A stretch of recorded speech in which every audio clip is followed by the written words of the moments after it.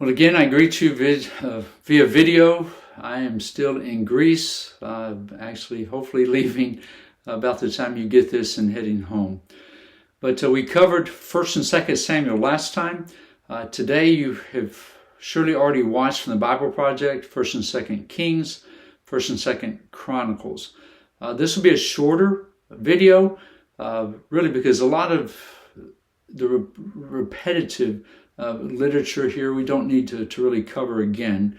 I left off last time speaking about Solomon. Okay, remember he was the son of Bathsheba. And again, it's fascinating when you see that Bathsheba came to David because of adultery. That David summoned her. She didn't really have a choice.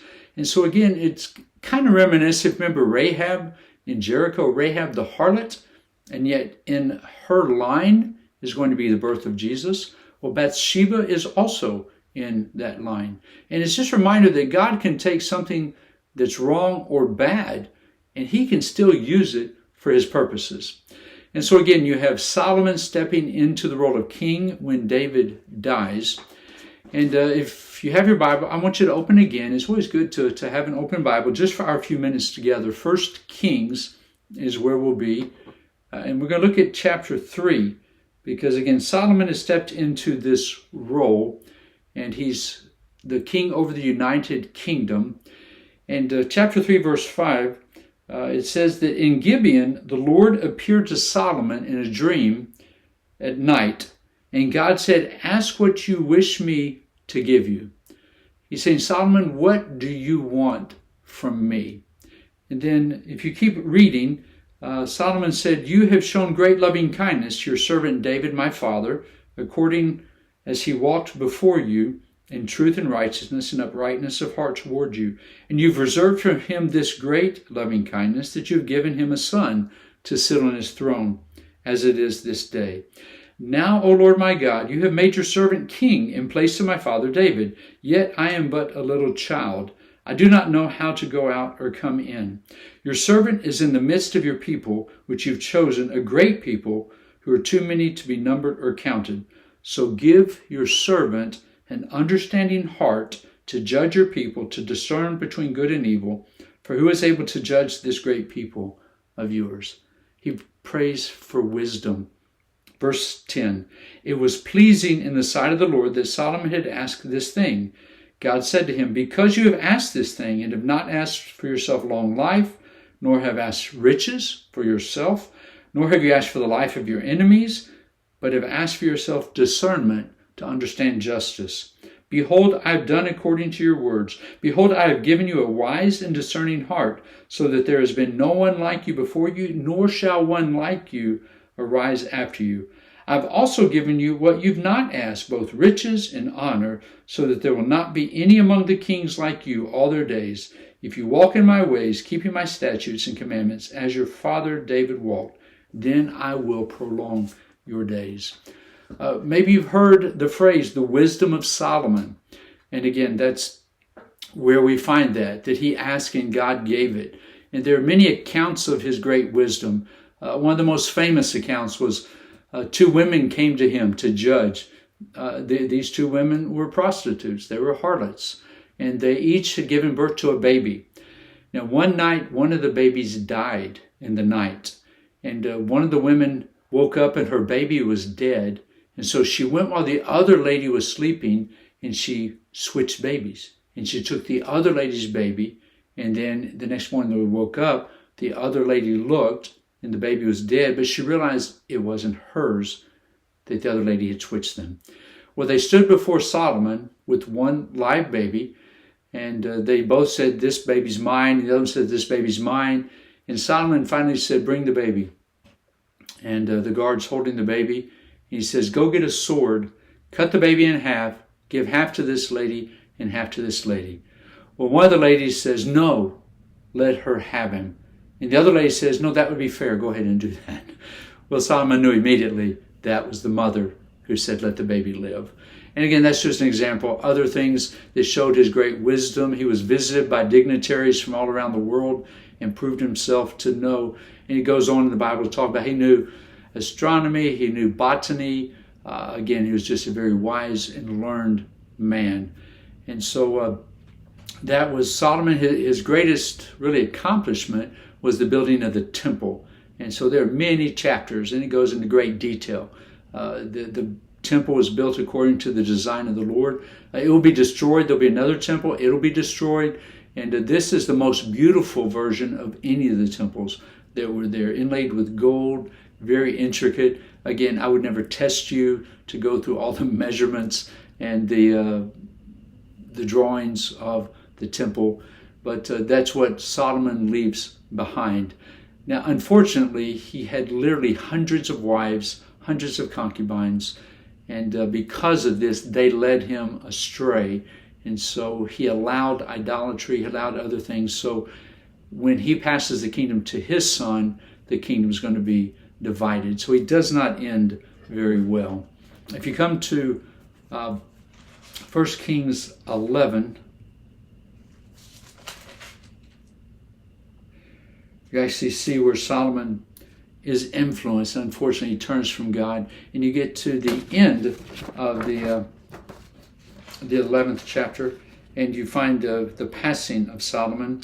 If you want to read verses 41 and following, it says, "Now the rest of the acts of Solomon, and whatever he did in his wisdom, are they not written in the book of the acts of Solomon? Thus the time that Solomon reigned in Jerusalem over all Israel was 40 years. And Solomon slept with his fathers and was buried in the city of his father David, and his son Rehoboam reigned in his place." So he dies. Rehoboam steps into the position of king over the United Kingdom. Well, sadly, some of the people confront Rehoboam and say, "Your father was harsh to us because of all the building. He had subscribed thousands into like almost slavery. I mean, they were paid very small wages, but it was a very harsh life." And they said, "We don't want any more of that." And so Rehoboam said, "Well, let me think on this." And he went to his father's advisors, and they said, "It would be wise for you to be a bit more gentle." But there were some young men, and they gave bad advice.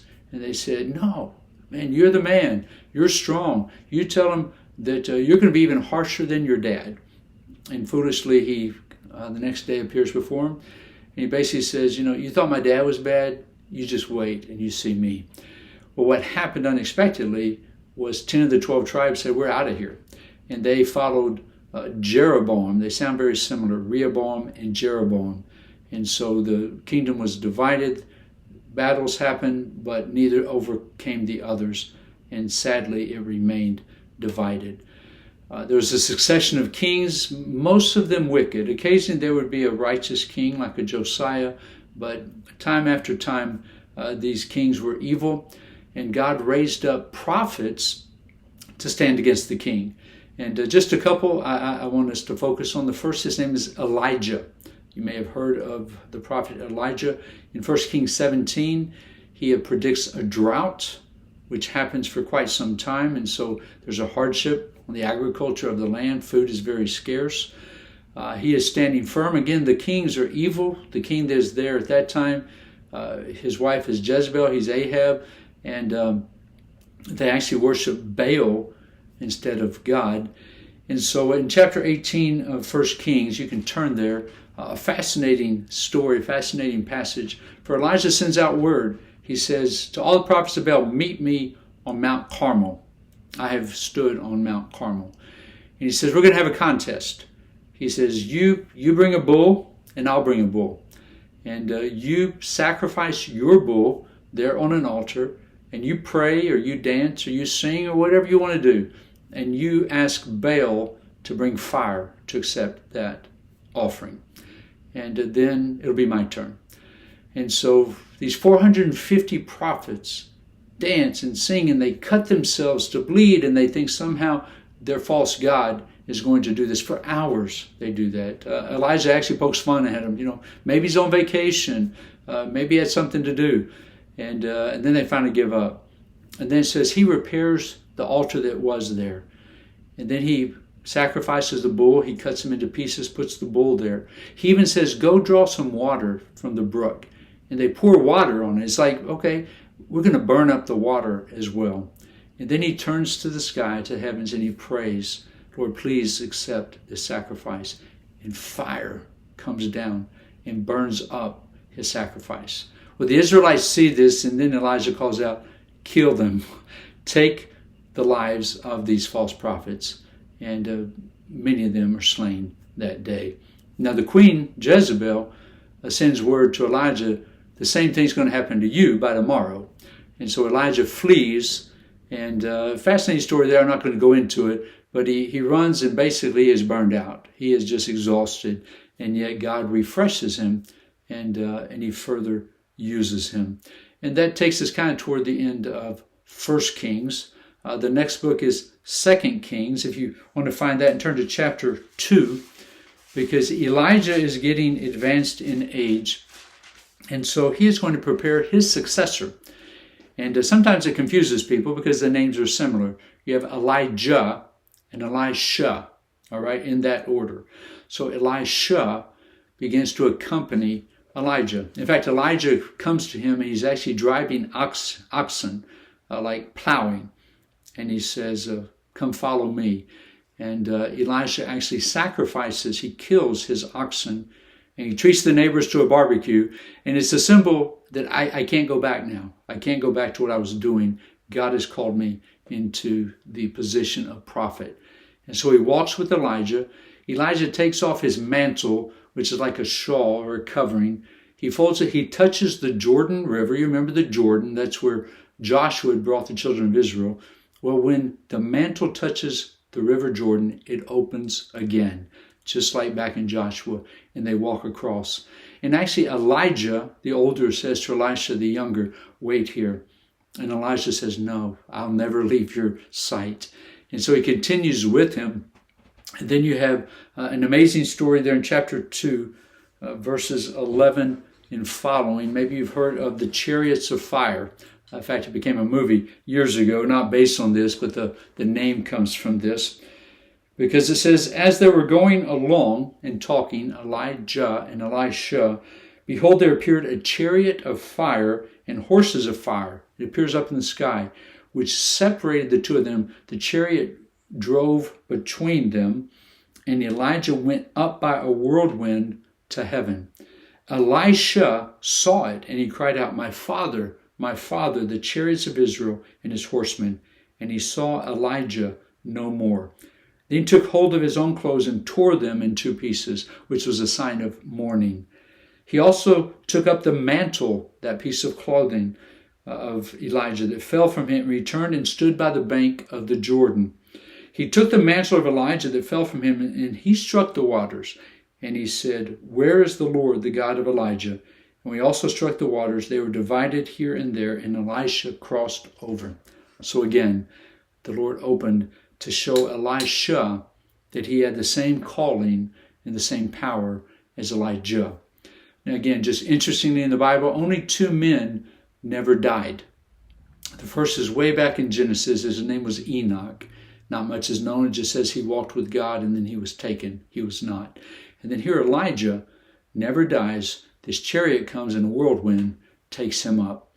And that basically takes us through most of 2 Kings. The latter part of it is about Elisha. Many miracles. Let me tell you 5 or 6. Now for testing, I want you to remember how Elijah was taken to heaven. And two things involved, a chariot and a whirlwind. And then again, I'll give you 5, miracles of Elisha. And on a test, I want you to be able to name at least 3. Okay? And in the order that they're given. One is he encounters a widow who is about to die of starvation. And he says, make me like a pancake. And she says, well, I was about to make my last pancake and die. And he said, trust me and trust the Lord. And so what happens is her oil jar, which she would cook, it continues to be full, though she pours it out. And throughout the drought, though she never buys it, she never adds it, God just continues to multiply. And so that was a miracle. Another miracle, the Shunammite woman, and he stayed in her home, and she had a little boy. And the boy was out in the field, and he says, my head hurts. And they took him inside, and he died. She sent word to Elisha, Elisha came and he laid upon him and breathed upon him and raised him, brought him back from the dead. And so you had the oil that didn't run out. You had the boy that was raised, was the second one. Third is there was a foreign general in the army. His name was Naaman. And he had leprosy. Remember we talked about that, a skin disease. Well, in one of his battles, he captured a young girl that became a slave in his home. And she was Jewish.